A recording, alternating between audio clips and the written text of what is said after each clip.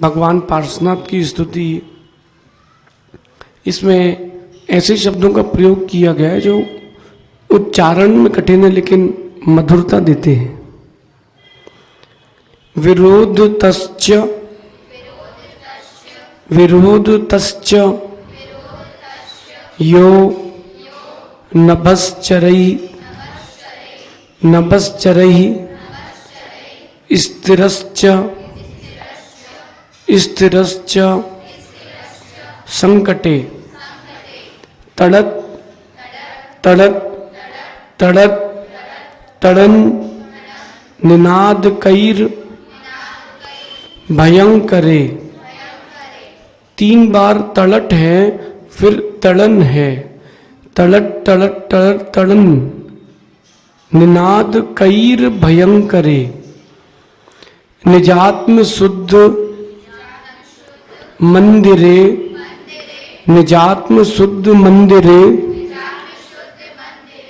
ध्रुवे वसेच्च वसेच्च पार्श्व में समत्व मूर्ति पार्श्वनाथ काशी पार्थ नंदन। विरोधतश्च यो नभश्चरस्तरश्च संकटे तड़त तड़त तड़त तड़न निनादकैर्भयंकरे। निजात्म शुद्ध मंदिरे ध्रुवे वसेच्च पार्श्व में समत्व मूर्ति पार्श्वनाथ काशी पार्थ नंदन। बहुत मधुर श्लोक है ये। यहां कह रहे हैं विरोधतश्च, विरोध होने के कारण, प्राचीन काल का विरोध, पूर्व भाव का विरोध होने के कारण नभश्चराई यानी देव के द्वारा क्या किया गया? तड़त तड़त तड़त तड़त ध्वनि करने वाले। वो देव कैसा था? तड़त तड़त तड़त तड़त ऐसा निनाद यानी ध्वनि करने वाला था और भयंकर उपसर्ग उसने दिया। भयंकरे संकटे। भगवान पार्श्वनाथ के ऊपर जो कमट का जीव था उसने विचित्र विचित्र प्रकार की आवाजों के द्वारा, कहीं बिजली कड़क रही है, कहीं पत्थर टूट रहे हैं, कहीं भूत आदि की आवाज है, इन सब के द्वारा भगवान को डराया। भयंकर भयंकरे संकटे, ऐसा भयंकर उपसर्ग किया। स्थिरश्चा, फिर भी भगवान स्थिर थे, अचल थे। 2 पंक्तियों केवल इतनी शर्त है कि उसने उपसर्ग किया और भगवान स्थिर थे। लेकिन जब उन्होंने उपसर्ग किया, आप घर में अकेले हो और आवाज आए, डर लगता है कि नहीं? बच्चा हंसे तो अच्छा लगता है कि नहीं? और घर पे आप अकेले हो और बच्चा नहीं हो और हंसने की आवाज आए तो वही हंसी डरावनी लगेगी। लेकिन ऐसी परिस्थितियां अनेक प्रकार की आने पर भी भगवान कहीं चलित नहीं हुए, अविचल रहे।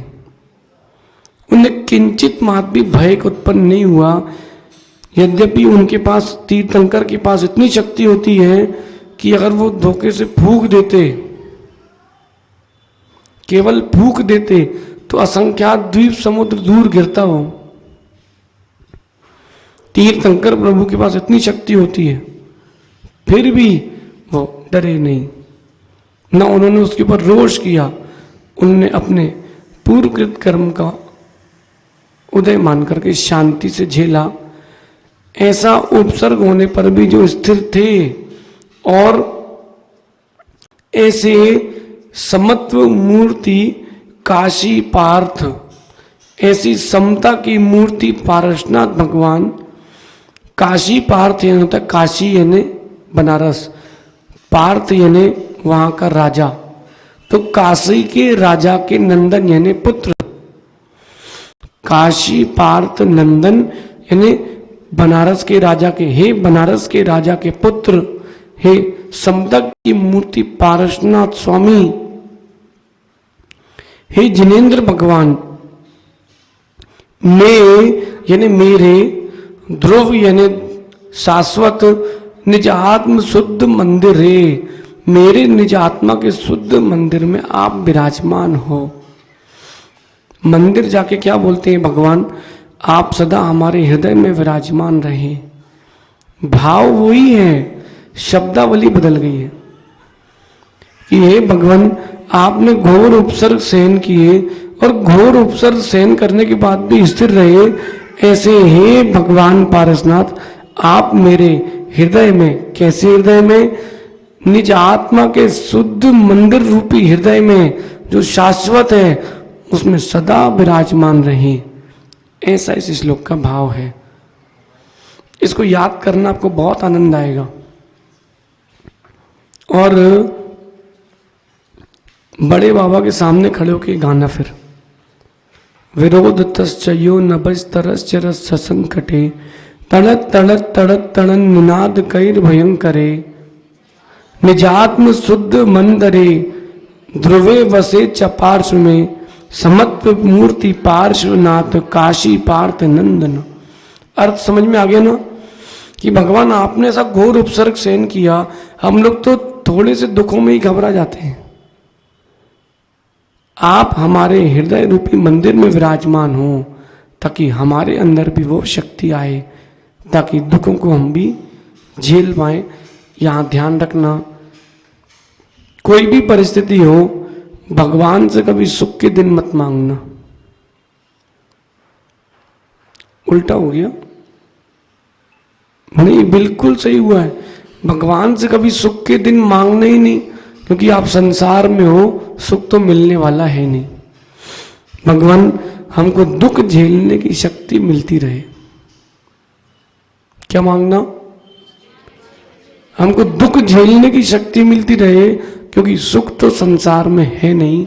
इसलिए भगवान हम दुखों को झेलने की शक्ति प्राप्त कर लें, ऐसा भगवान से आप स्तुति पूर्वक आशीर्वाद लेना कि भगवान आपके जितनी समता तो है नहीं, लेकिन हमारे अंदर भी समता का प्रवेश हो।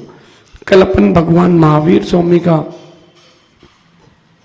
स्तवन करेंगे और 25वें नंबर का जो श्लोक है उसमें इस स्तुति का फल है कि हम ये जो स्तुति कर रहे हैं इसका फल हमें क्या मिलेगा, और फिर जो सुनाएगा पूरा उसको हम अपनी पेंसिल देंगे। भगवान महावीर स्वामी की